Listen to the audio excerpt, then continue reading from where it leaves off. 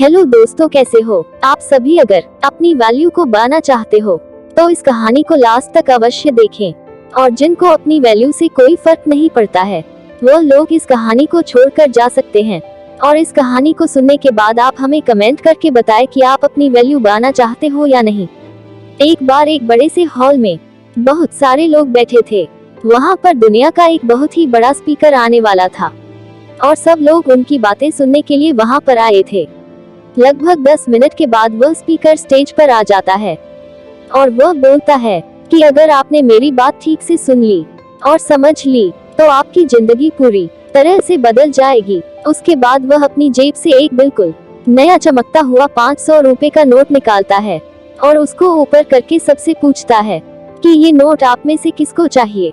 ये सुनते ही सब लोग अपने अपने हाथ ऊपर कर देते हैं। वह स्पीकर बोलता है कि ये नोट मैं आप में से किसी एक को दूंगा, लेकिन इसके लिए आपको थोड़ा वेट करना होगा। अब वह स्पीकर उस नोट को अपनी मुट्ठी में बंद कर लेता है और थोड़ी देर तक उसको मसलता है। अब उस नए नोट में सलवट पड़ जाती है और वह थोड़ा पुराना सा दिखता है और वह एक किनारे से थोड़ा फट भी जाता है। इसके बाद वह फिर उस नोट को ऊपर करके पूछता है, अब ये 500 का नोट किसको चाहिए। इस बार भी सभी लोग अपने हाथ ऊपर कर देते हैं। तब स्पीकर ने उस नोट को जमीन पर गिरा दिया और उस नोट पर 3-4 बार पैर रख दिया। इससे नोट और भी पुराना हो गया और उस पर थोड़ी मिट्टी भी लग गई थी। फिर उन्होंने उस नोट को ऊपर किया और पूछा कि अब बताओ, अब इस नोट को आप में से कौन लेना चाहता है। और इस बार फिर सबके सब ने अपने हाथ ऊपर कर दिए। स्पीकर अब नोट को फिर से नीचे जमीन पर गिरा देता है और उसके ऊपर कूद कूद कर उसको दोनों पैरों से रगड़ देता है और उसके ऊपर कॉफी भी गिरा देता है।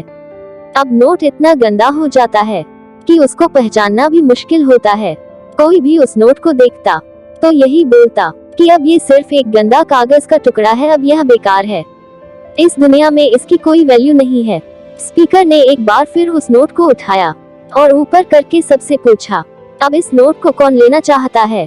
और इस बार भी सबके सब ने अपने हाथ ऊपर कर दिए। कितना भी गंदा पुराना मिट्टी में सना हुआ कॉफी का दाग लगा हुआ हो, लेकिन अभी भी वह 500 रुपए का नोट ही है। जिंदगी कई बार बड़े बड़े झटके देती है। आप एग्जाम में फेल हो जाते हो या जॉब के इंटरव्यू के बाद आपका सिलेक्शन नहीं होता। जब आपका बुरा समय चल रहा होता है और आप सिचुएशन का सामना कर रहे होते हो, उसके बाद आपको लगने लगता है कि आप सफलता के लायक ही नहीं है। आपको ऐसा लगता है कि दूसरे लोग आपसे बेटर है और आप किसी काम के नहीं हो, आपकी कोई वैल्यू नहीं है।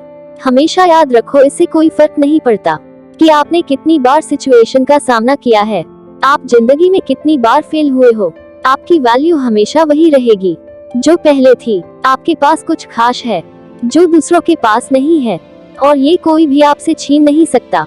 अब तक सक्सेस नहीं मिलने से आपकी वैल्यू कम नहीं हुई है।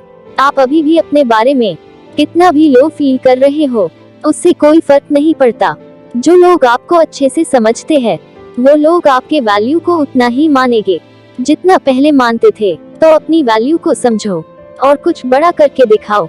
अगर आपको वीडियो अच्छी लगी हो तो चैनल को सब्सक्राइब कर बेल आइकॉन को प्रेस करें ताकि आपके पास हमारी वीडियो का नोटिफिकेशन सबसे पहले पहुंचे। धन्यवाद।